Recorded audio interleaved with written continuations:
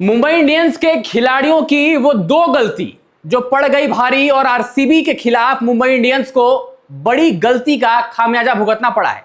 कौन से वो तीन खिलाड़ी हैं मुंबई इंडियंस के जो आज रडार पर हैं और वो दो बड़ी गलतियां जिसकी वजह से मुंबई इंडियंस अब इस आईपीएल से बाहर हो चुकी है। हालांकि प्लेऑफ्स की रेस से मुंबई इंडियंस वैसे भी बाहर थी, लेकिन अब वो ई लिख दिया गया है और अगर आरसीबी को आज हराते तो पॉइंट्स टेबल में जो टॉप 4 की लड़ाई है जान फूंक देती। आइए आपको बताते हैं वो कौन से तीन खिलाड़ी हैं और कौन से वो दो बड़ी गलतियां हैं जिसके बाद मुंबई इंडियंस उनके ऊपर खासा ध्यान देगी और ड्रेसिंग रूम में उनसे हिसाब किताब भी लिया जाएगा।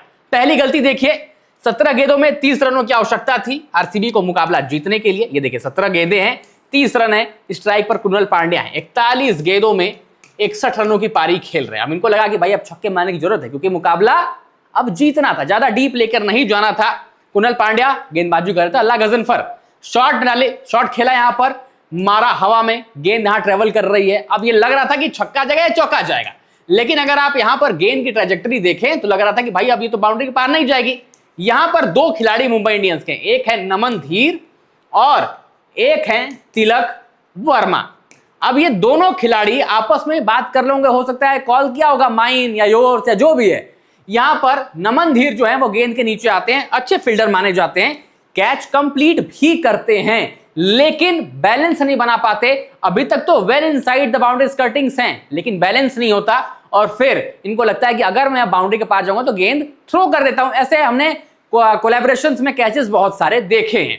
नमन धीर ने कैच कंप्लीट किया, बाहर जाने वाले थे, इन्होंने थ्रो कर दिया। अब जरा एंगल यहां पर ध्यान से समझिएगा, नमन धीर ये तो बाउंड्री में चले गए, ये पैर अभी यहां बाउंड्री पर मतलब उस साइड है स्कर्टिंग से, बाउंड्री स्कर्टिंग से, लेकिन ये जब इन्होंने गेंद थ्रो की तो ये पैर हवा में था। अब गेंद इन्होंने थ्रो कहां की, लेफ्ट हैंड से इधर थ्रो कर दी। तिलक वर्मा खड़े तो इधर हैं, अब तिलक वर्मा तो इधर से भाग कर आ रहे थे, है ना, लॉन्ग ऑन से।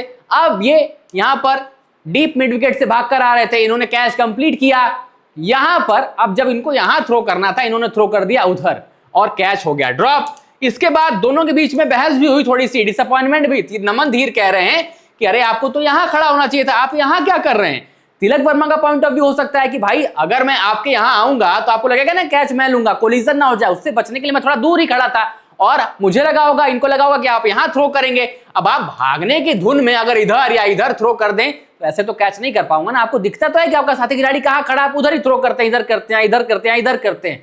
मुश्किल होता है, वो फ्रैक्शन ऑफ सेकंड्स में वो जजमेंट निकालनी होती है। जजमेंट गलत तो यहां थ्रो कर दिया, तिलक खड़े हैं, यहां बॉल पड़ गई यहां पर। अब देखिए बॉल है यहां पर। अब वही दोनों के बीच में बहस भी हुई, थोड़ी सी डिसएग्रीमेंट्स भी हुई। बाद में तिलक वर्मा ने कहा कि छोड़िए, जो हुआ सो हुआ, छूट गया कैच। नमन धीर अपने आप को बार बार जस्टिफाई कर रहे थे कि मैं आपको यहां रहना चाहिए, यहां रहना चाहिए, मैं यहां थ्रो करूंगा। नमन धीर शायद हो सकता है अपनी गलती छुपाने की कोशिश कर रहा हूं, लेकिन तिलक वर्मा का भी सोच यहां पर गलत नहीं थी। इनकी भी सोच हो सकता है गलत ना हो, लेकिन थ्रो का जजमेंट जो था वो थोड़ा सा बेहतर हो सकता था। अल्लाह गजनफर अब क्या कर सकते थे, डिसअपॉइंट हो सकते थे। इसके बाद कुणाल पांड्या का विकेट लिया, कैच लिया तिलक वर्मा ने, उसी ओवर में लिया, लेकिन डेंट लगा चुके थे, छक्के जड़ने के बाद विकेट गिरा और वो छक्का बहुत डिफरेंस बना था।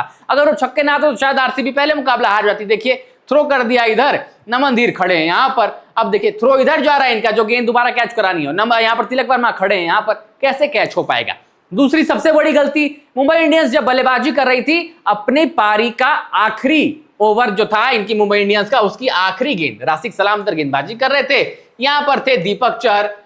अब दीपक चहर स्ट्राइक पर आते हैं, यहां होते हैं कॉर्बिन बॉश। अमूमन होता क्या है कि जब आप आखिरी गेंद खेलते हैं तो आपको विकेट विकेट की तो पड़े नहीं होती, आखिरी गेंद पर आपको अंधाधुंध भागना है। 1 भागे, 2 भागे, 3 भागे, जितना मौके हो उतना भागे, रन आउट हो जाए, विकेट हो जाए, कोई फर्क नहीं पड़ता। यहां पर इन भाई साहब के कॉर्बिन बॉश के दिमाग में क्या आया समझ में नहीं आया। ये देखिए आखिरी गेंद डाली, यहां पर दीपक चहर थोड़ा सा स्टेप आउट करते हैं, शफल कर कर बाउंसर डालते हैं, गेंद छूट जाती है और सीधा विकेट कीपर के दस्तानों में जीतेश शर्मा के जाती है। अब यहां पर अगर विकेट कीपर के दस्तानों में जाता है तो सिंगल चुरा लिया जाता है, क्योंकि ऐसा तो होता है, बहुत 30 यार्ड से थोड़ा आगे विकेट कीपर खड़ा होता है। यहां पर दीपक चहर दौड़कर आगे आते हैं, देखिए दीपक चहर दौड़कर आते हैं, फिर टर्न होकर भाग भी जाते हैं। क्यों? क्योंकि कॉर्बिन बॉश ने मना कर दिया, क्योंकि यहां पर जितेश शर्मा के दस्तानों में गेंद आ गई है, वो मुझे आउट कर देंगे। अरे भाई आखिरी गेंद तो है, आउट कर देंगे, कर देंगे। कौन सा आपको अपना विकेट बचा कर रखना है कि मेरी स्ट्राइक रेट या एवरेज अच्छी हो जाएगी, स्ट्राइक रेट एवरेज अच्छी हो जाएगी। क्यों भाई, क्यों करना है? अगर ये भाग जाते तो 100 आपको जो ये 66 है 167 चाहिए थे, वो आरसीबी को +1 करिए 168 चाहिए होते, और आरसीबी को जो आखिरी के एक गेंद में 2 रन चाहिए होते चाहिए थे वो 1 में 3 चाहिए होते, और आरसीबी भागी तो 2 ही थी ना, फिर भी 1 रन माइनस होता और यहां पर मुंबई इंडियंस को जीत मिलती और आरसीबी को हार मिलती। मतलब मेरे कहने का मतलब ये हाइपोथेटिकल सिचुएशन है, ये क्वेश्चन बिल्कुल कंप्लीटली डिफरेंट भी हो सकती थी ना। 1 रन बहुत बड़ा मार्जिन होता है ऐसे क्लोज मैचेस में। अब सोचिए ये भागे ही नहीं, क्या इनके दिमाग में आया कि ये नहीं भागे? यही एक बड़ा सवाल है जो इनसे पूछा जा रहा है कि भाई आप इस पारी में यहां पर भागे क्यों नहीं? क्यों 3 विकेट है, विकेट अरे करो 9 है, क्यों नहीं भागे? विकेट गिर जाने दो, आउट हो जाओ, अगर नहीं होते तो 1 रन तो एक्स्ट्रा ऐड हो जाता।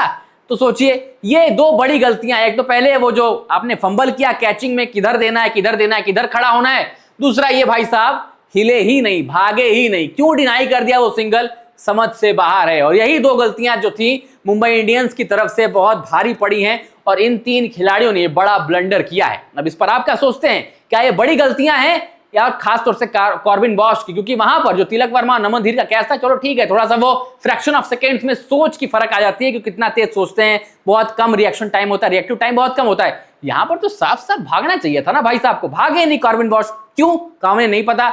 लेकिन मुंबई इंडियंस जरूर डिसअपॉइंट होगी इस परफॉर्मेंस से और ऐसी क्रिकेटिंग सोच से। कमेंट्स में आप लोग अपनी ओपिनियन बताइए इस पर, आप क्या सोचते हैं इन 2 मोमेंट्स पर, और क्या ये बड़े मोमेंट्स है जो वजह बने हैं मुंबई इंडियंस की हार का? वीडियो पसंद आया तो लाइक करिए, शेयर करिए और टॉप सीक्रेट स्पोर्ट्स को सब्सक्राइब जरूर करिएगा।